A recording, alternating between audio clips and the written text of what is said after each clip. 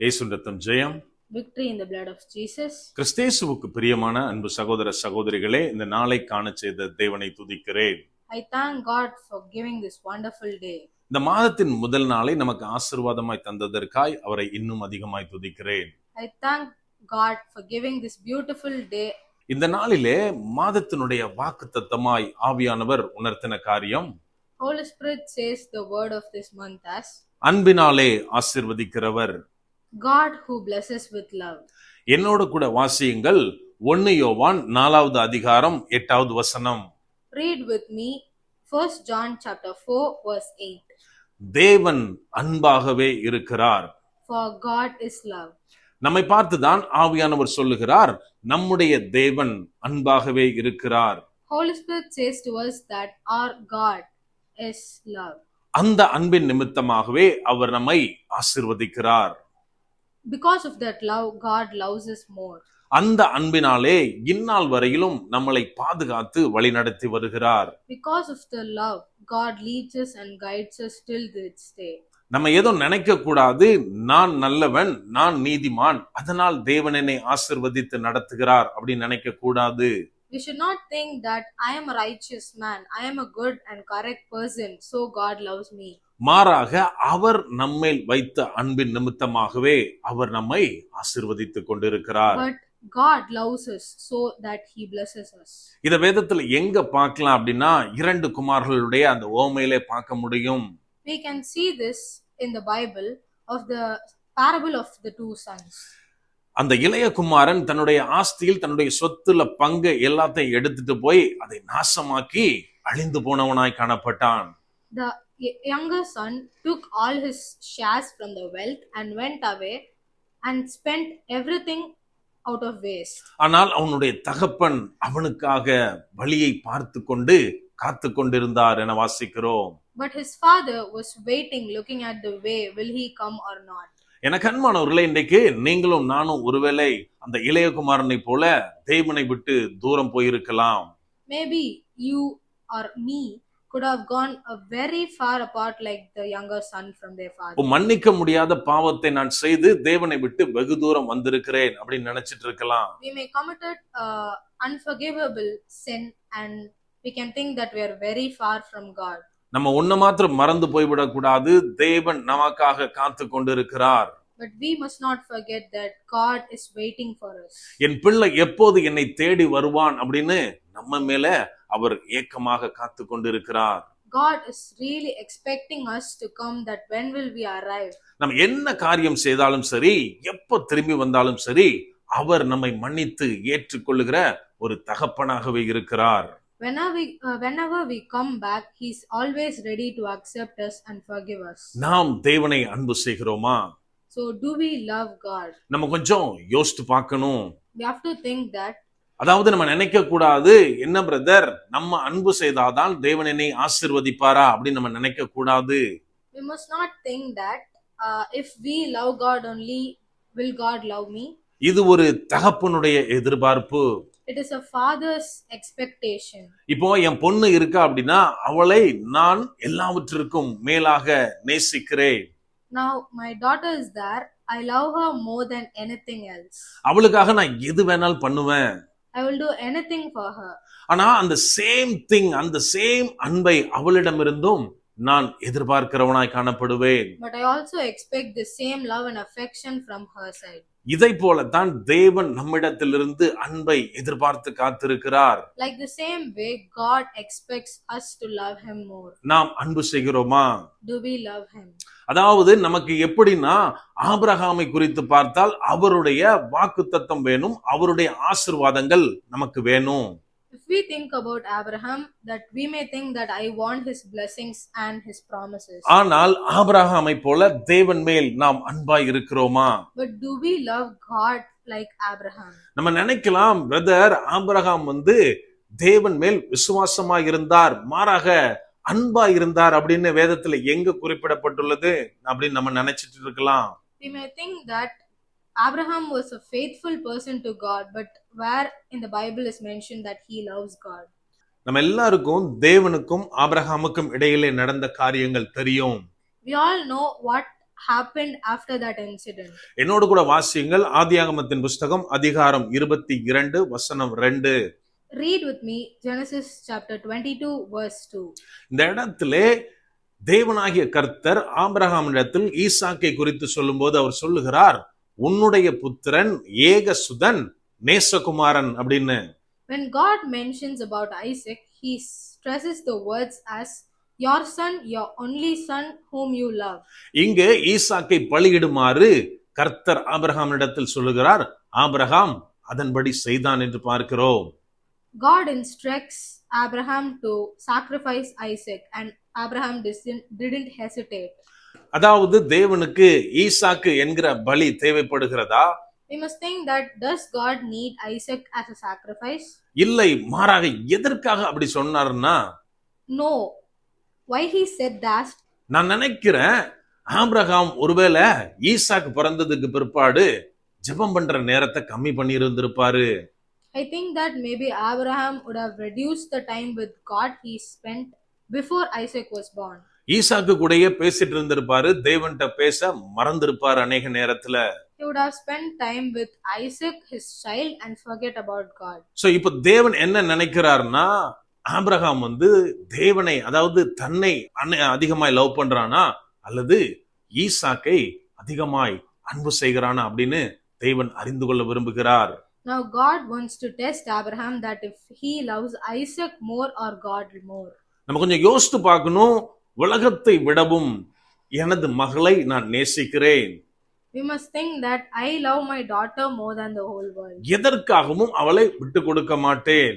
I won't give up on her for anything. அப்படியானால் 100 வயசுல Abraham ஈசாக்கை பெற்ற பிற்பாடு எப்படி அவனை இழக்க துணிவான்? Isaac was born when Abraham was 100 years. How would he give up on Isaac? இங்கே ஆபிரகாம் தேவனை ஈசாக்கை விடவும் அதிகமாய் நேசித்ததை அவன் நிரூபிக்கிறான். Here Abraham proves that he loves God more than Isaac. அதே அதிகாரத்தில் 12வது வசனத்தை நாம் வாசிப்போம். Let's read verse 12 in the same chapter. இங்கே கர்த்தர் ஆபிரகாமிடத்தில் ஈசாக்கை குறித்து என்ன சொல்லுகிறார்? உன்னுடைய ஒரே புத்திரனும் ஏகசுதனும் அப்படின்னு சொல்றாரு. Here God talks about Isaac again and uses the words your son and your only son. 2வது வசனத்தில் குறிப்பிட்ட நேசகுமாரன் என்ற வார்த்தை 12வது வசனத்துல கர்த்தரிடத்திலிருந்து வரவில்லை. The son whom you love mentioned in the second verse did not come in the 12th verse. ஏன்னா கர்த்தருக்கு தெரியும் ஆபிரகாம் ஈசாக்கை பார்க்கிலும் தன்னை தேவனை அன்பு செய்கிறான் அப்படின்னு. Because God came to know that Abraham loves God more than his son. அந்த அன்பின் நிமித்தமாகவே ஆபிரகாமை பெருகவே பெருக செய்து ஆசீர்வதிக்கவே ஆசீர்வதித்தார். Because of that love, God blessed Abraham. நம்ம எத்தனை பேர் சொல்ல முடியும் ஆபிரகாமை போல ஈசாக்கை விடவும் எனக்கு தேவன் முக்கியம் என்று? How many of us can say that like Abraham, Isaac is not my priority but God? அதாவது ஈசாக்கு ஆகிய எனது மனைவியை பார்க்கிலும் தேவன் தான் எனக்கு முக்கியம் அப்படின்னு சொல்ல முடியுமா? How many of us can say that my wife is my Isaac and God is more than her? எத்தனை பேரால் சொல்ல முடியும் ஈசாக்கு ஆகிய என் பிள்ளைகளை விடவும் தேவனை நான் அன்பு செய்கிறேன் அப்படின்னு? How many of us can say that my children are my Isaac and God is more than them? நம்மால சொல்ல முடியுமா எனது வாழ்க்கைக்கு அச்சாரமா இருக்கக்கூடிய என் வேலையை பார்க்கிலும் தேவன் தான் எனக்கு முக்கியம் என்று? Can we say that my life is dependent on job but God is more than that? தேவனாலே தரப்பட்ட ஊழியமா இருந்தாலும் தேவன் தான் எனக்கு முக்கியம்னு எத்தனை பேரால அறிக்கை பண்ண முடியும்? Even if the ministry given by God, but also do you love God more? எனக்கு அன்பானவர்களே, நாம் எப்போது தேவனை எல்லாவற்றிற்கும் மேலாக அன்பு செய்கிறோமோ அப்போது தேவனிடத்திலிருந்து ஆசீர்வாதங்களை எளிதாக பெற்றுக்கொள்ள முடியும். When we love God more than anything else, God will bless us without any hesitation. ஏன் அப்படின்னா, இப்போ என் பொண்ணு இருக்கா, எனக்கு பயந்து நடக்கிறா அப்படின்னா நான் இருக்க இடத்துல தான் எனக்கு பிடிச்ச காரியங்களை செய்வாள். If my daughter is afraid of me, she would do my will where I am. ஆனா அவள் என்னை மேலாக அன்பு செய்யும் போது, ஆழமாக அன்பு செய்யும் போது, நான் இருந்தாலும் சரி இல்லாட்டியும் சரி எனக்கு பிடிச்ச காரியத்தை மாத்திரமே அவள் செய்வாள். But if she loves me, she would do the things that I like, even if I am present or not. இதை போலத்தான் நாம் எப்போது தேவனை எல்லாவற்றிற்கும் மேலாக அன்பு செய்கிறோமோ அப்போது அவருக்கு பிரியமான காரியத்தை மாத்திரமே நாம் செய்பவர்களாக காணப்படுவோம். Like the same way, if we have God as our first priority and love Him the most, we will do God's will always. தேவன் அருவருக்கிற காரியங்களை நம்ம வாழ்க்கைக்குள் வராத அளவுக்கு நாம் பாதுகாப்பாய் பத்திரமாய் நடப்போம். The things that God feels disgusted about would not even come into our mind. நம்ம எப்போ தேவனுக்கு பிரியமானது செய்ய ஆரம்பிக்கிறோமோ அப்போது தேவன் ஆசீர்வாதங்களாலே நம்மை நிரப்புவார். When we start doing God's will, God will start to bless us. எனக்கு அன்பான சகோதரனே சகோதரியே, நம்ம வாழ்க்கையில எதை இழந்து போயிருந்தாலும் சரி, என்ன மாதிரியான பிரச்சனையில இருந்தாலும் சரி, ப்ராப்ளம் ஃபேஸ் பண்ணிட்டு இருந்தாலும் சரி, தேவனை நோக்கி நாம் போகும்போது அவர் நம்மை கட்டி அணைக்கிற நல்ல தகப்பனாக இருக்கிறார். ஏனென்றால் அவர் நம்மை அன்பு செய்கிறார். Whatever situation we may be, however far we may be from God, but God is always ready to forgive us and accept us. அதனால தான் ஆவியானவர் இந்த மாதத்துடைய வாக்குத்தத்தமாய் நமக்கு சொல்லுகிற காரியம், தேவன் அன்பாகவே இருக்கிறார். That's why Holy Spirit says the word of this month as, for God is love. அப்படியே கண்களை மூடுவோமா? Let's close our eyes for prayer. அன்பான ஆண்டவரே, இந்த நேரத்திலே அப்பா உம்மை நோக்கி பார்க்கிறோம். ஆவியானவர் நீர் எங்களோட இருக்கிறீர், அதற்காய் நன்றி செலுத்துகிறோம் அப்பா. அப்பா, இந்த வருஷத்துல முதல் மாதம் முழுவதிலும் எங்களை கண்ணின் மணி போல பாதுகாத்த உமது மேலான கிருபைக்காய் நன்றி தகப்பனே.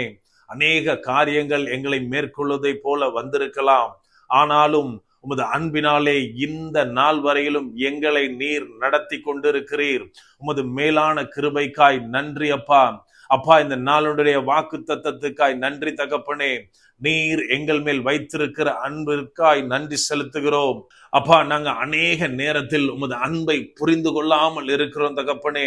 சில காரியங்கள் உங்கள் வாழ்க்கையில பிரச்சனைகள் போல வரலாம், வந்த உடனே தகப்பனே அநேக நேரத்தில் நாங்கள் பின்வாங்கி போகிறவர்களாய் தகப்பனை நோக்கி கேள்வி கேட்கிற பிள்ளைகளாகவே நாங்கள் அநேக நேரத்தில் இருக்கிறோம் தகப்பனே.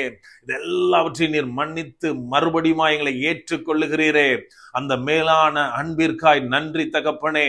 அப்பா, நாங்கள் இருக்கிற சூழ்நிலைகளை அறிந்திருக்கிறீர் அப்பா. எழும்பி வர, உம்மை நோக்கி வர ஆவியானவரே நீர் எங்களை பலப்படுத்துங்க அப்பா. வருகிற ஒவ்வொருவரையும் அப்பா நீர் அணைத்து கொள்ள ரெடியா இருக்கீங்க தகப்பனே. அதை நாங்கள் புரிந்து கொள்ள ஆவியானவரே நீர் எங்களுக்கு உதவி செய்ங்க அப்பா. எல்லா நேரத்திலும் அப்பா விசுவாசத்தோடு உம்மை பிடித்து நாங்கள் ஒவ்வொன்றையும் பெற்றுக் கொள்ளுகிறவர்களாய், எப்படி ஆபிரகாம் தன்னுடைய எல்லாவற்றை விடவும் உம்மை அதிகமாய் அன்பு செய்தானோ அதை போல நாங்கள் ஒவ்வொருவரும் அன்பு செய்ய நீங்க எங்களுக்கு உதவி செய்யுங்க அப்பா. சில நேரத்துல நாங்கள் வீக்கா இருக்கலாம், ஆவியானவரே அவை ஒவ்வொன்றையும் பலப்படுத்துங்க. எங்களை பலப்படுத்துகிற கிறிஸ்துவினாலே எல்லாவற்றையும் செய்ய எங்களுக்கு பலன் உண்டு அப்படின்றத நாங்க விசுவாசிக்கிறோம். அந்த வசனம் எங்கள் ஒவ்வொருவரையும் பலப்படுத்துவதாக அப்பா. நாங்கள் சோர்ந்து போகிற நேரத்திலே எங்களுக்கு சத்துவத்தை தருகிற ஆவியானவர் நீர் எங்களை பலப்படுத்துகிறதற்காய் பாதுகாக்கிறதற்காய் நன்றி அப்பா. அப்பா, இந்த நாளில எங்களுடைய தேவைகள் யாவுமாக்கு தெரிந்திருக்கிறீர், நீர் அறிந்திருக்கிறீர் தகப்பனே. இந்த மாதத்தினுடைய ஒவ்வொன்றையும் நீர் சந்திப்பீர், அதை விசுவாசித்து அறிக்கையிடுகிறோம் அப்பா. அப்பா, முற்றிலுமா எங்களை தாழ்த்தி ஒப்பு கொடுக்கிறோம், பலப்படுத்தி ஆசீர்வதிங்க. மீட்பர் இயேசுவின் மூலம் ஜெபிக்கிறோம், ஜெபம் கேளும் எங்கள் நல்ல பிதாவே, ஆமென். கர்த்தர் உங்களை ஆசீர்வதிப்பாராக. God bless.